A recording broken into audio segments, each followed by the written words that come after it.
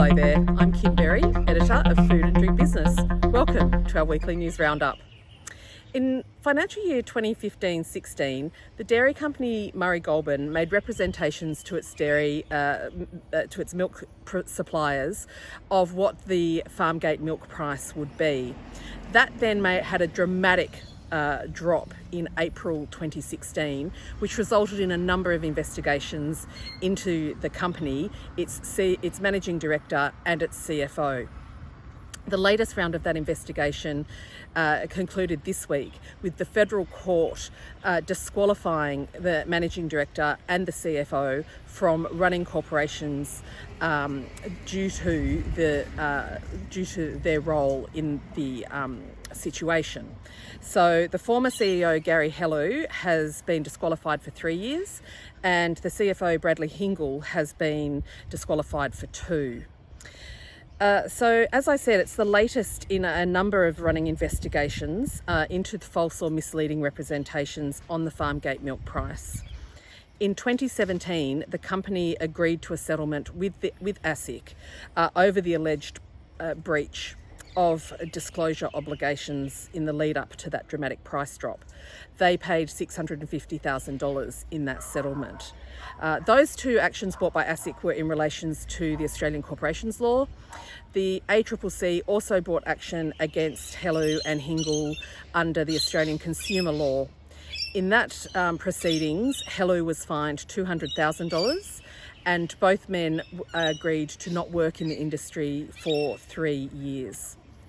Murray Goulburn was actually then sold to Saputo in April 2018. In another court action, the long-running stoush between Bega cheese and Kraft Heinz has, over the labelling of its peanut butter products, has concluded.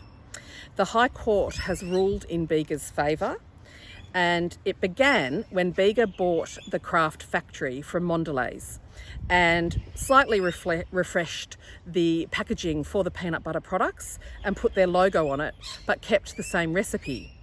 Kraft Heinz took issue with that, saying that the licence that they had planned to re-enter the market in Australia, and that the licence with Mondelez had very sort of strict conditions around it in terms of timing, and the High Court disagreed. So in April, when that decision was handed down, Kraft has then gone back to the High Court with an application for special leave, but that has now been rejected.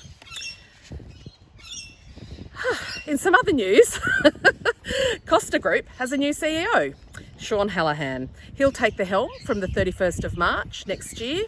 He's currently their Chief Operating Officer, and he's been in that role since 2017.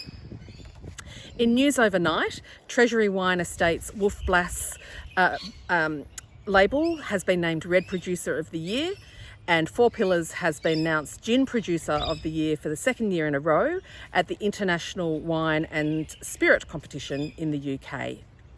And Seppelt has a new winemaker, Claire Dry. So for more details on these stories and all the other news that's happening in the food and beverage manufacturing industry at the moment, please head to the website foodanddrinkbusiness.com.au. Shout out to Hydroflux, our sponsor for our weekly play segment. And with that, I'm Kim Berry, over and out.